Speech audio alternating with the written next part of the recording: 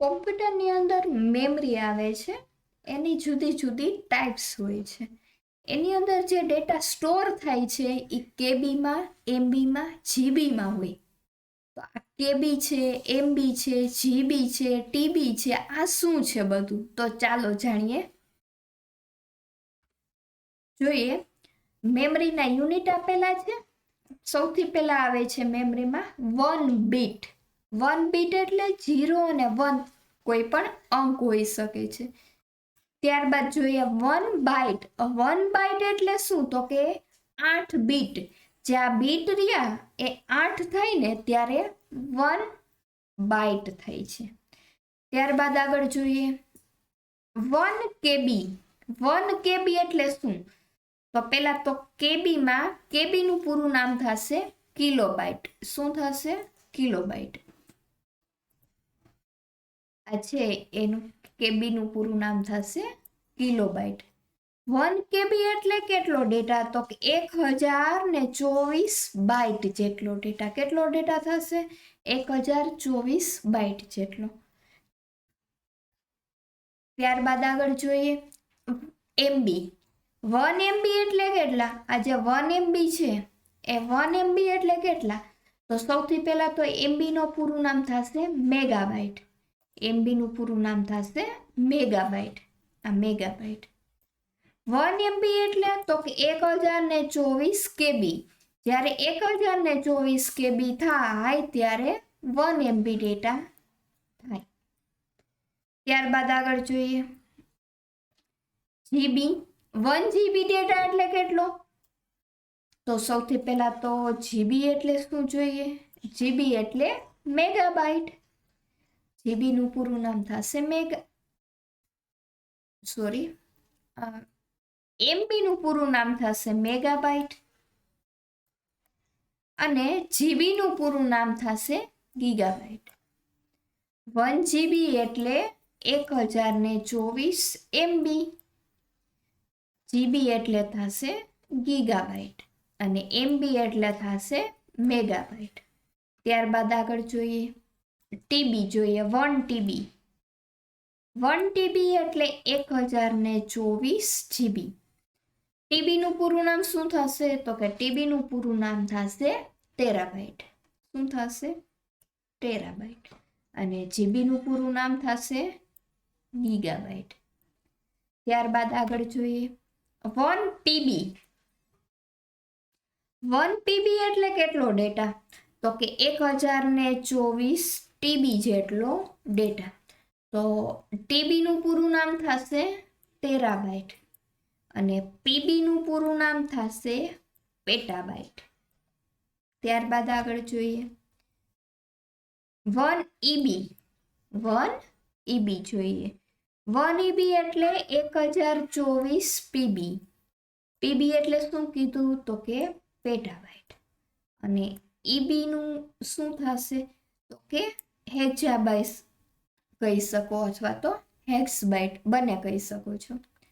ત્યારબાદ આગળ જોઈએ 1 ઝેડબી. 1 ઝેડબી એટલે કેટલા ડેટા થશે? તો કે 1024 ઈબી.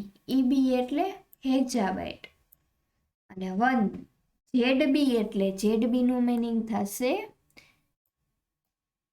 જેન્ટાબાઇટ. જેન્ટા નહીં, જેટાબાઇટ. જેટાબાઇટ. ત્યારબાદ આગળ જોઈએ 1 વાયબી. 1 વાયબી એટલે 1024 ઝેડબી. ઝેડબી નું પૂરું નામ થશે જેટાબાઇટ અને વાયબી નું પૂરું નામ થશે યોટાબાઇટ. શું થશે? યોટાબાઇટ. ત્યારબાદ આગળ જોઈએ 1 બ્રોન્ટાબાઇટ. શું છે? 1 બ્રોન્ટાબાઇટ. 1 બ્રોન્ટાબાઇટ એટલે 1024 વાયબી.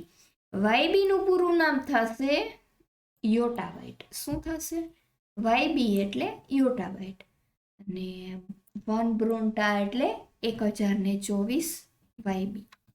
ત્યારબાદ આવીએ જેમ્પ ફાઇલ એટલે GEOP બાઇટ. જેમ્પ બાઇટ એટલે 1 જેમ્પ બાઇટ એટલે 1000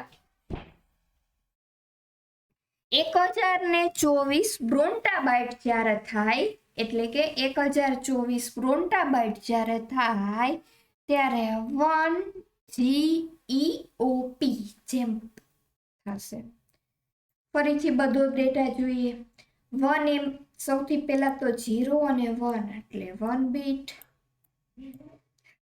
8 બીટ એટલે 1 બાઇટ, 1 KB એટલે 1024 બાઇટ, KB નું પૂરું નામ થશે કિલોબાઇટ. 1 MB બરાબર 1024 KB, MB નું પૂરું નામ થશે મેગાબાઇટ. 1 GB એટલે 1024 MB, GB નું પૂરું નામ થશે ગીગાબાઇટ. ત્યારબાદ 1 TB એટલે 1024 GB, TB નું પૂરું નામ થશે ટેરાબાઇટ. 1 PB એટલે 1024 TB, PB નું પૂરું નામ થશે પેટાબાઇટ. 1 EB એટલે 1024 PB, EB નું પૂરું નામ થશે હેક્ઝાબાઇટ.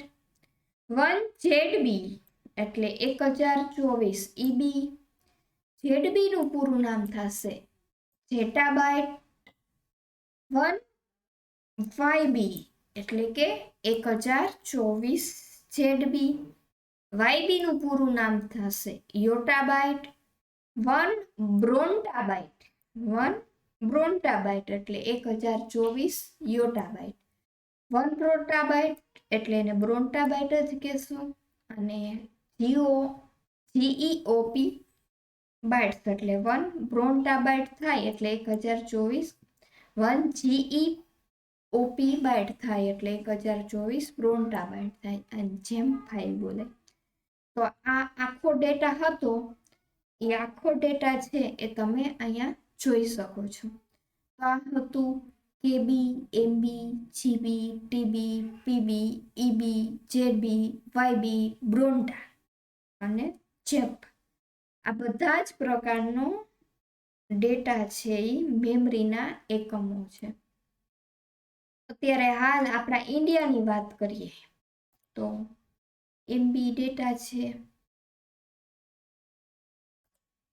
આપણે ઇન્ડિયાની વાત કરી તો બીટમાંય ડેટા છે, બાઇટમાંય ડેટા છે, કેબીમાં પણ ડેટા છે, MBમાં પણ ડેટા આવે છે.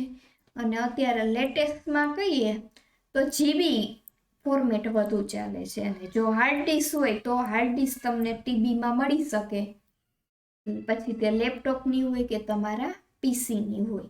તો અત્યારે ઇન્ડિયાની અંદર જોઈએ તો અહીંયા સુધીનું જે ફોર્મેટ છે એ જનરલી ચાલે છે. TB સુધી આપણે જોઈ લઈએ આટલો. તો અહીં આપણો વિડીયો પૂરો થાય છે. Thank you.